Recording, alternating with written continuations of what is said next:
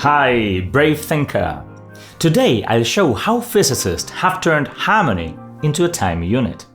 This is so important because harmony doesn't resemble an arrow, as I'll explain in upcoming videos. So let's talk about time.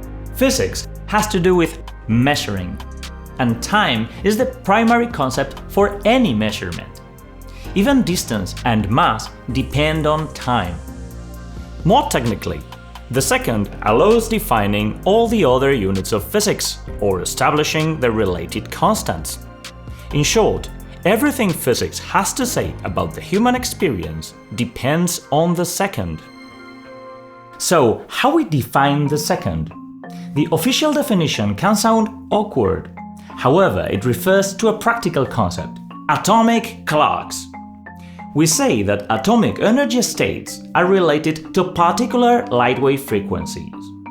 Suppose you want to find the frequency that makes cesium atoms shift between two distinct energy levels.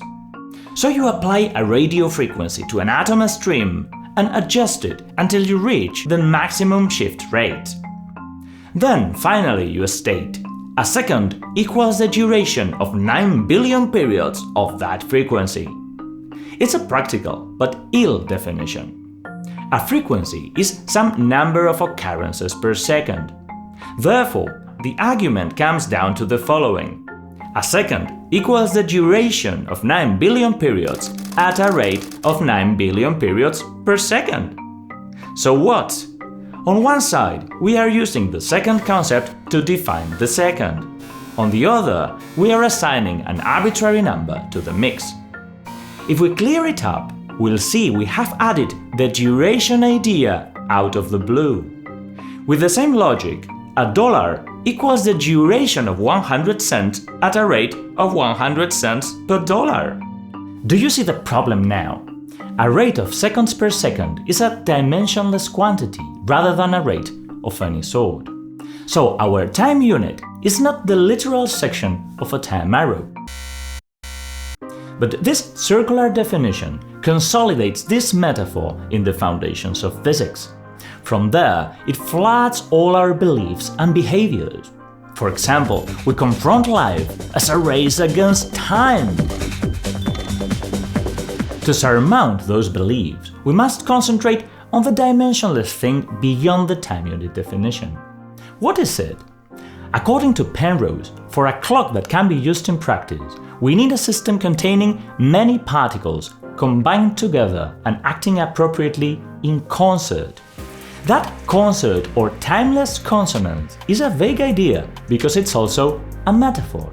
Big bangers use arrows and containers to make you imagine physical dimensions. As an impounder, instead, I use tones and ratios to make you imagine harmony. You should notice three things about these two views. Both are metaphorical. Both are necessary to answer our fundamental questions. But we shouldn't use them at the same time. Lakoff and Johnson explain why. Each metaphor highlights some aspects of a concept while ignoring every other.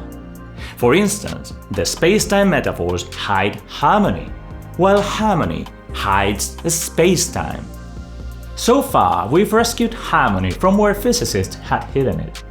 In the following chapter, I'll review what we know about harmony and complexity. Next, I'll use it to build an alternative view of our physical world. See you!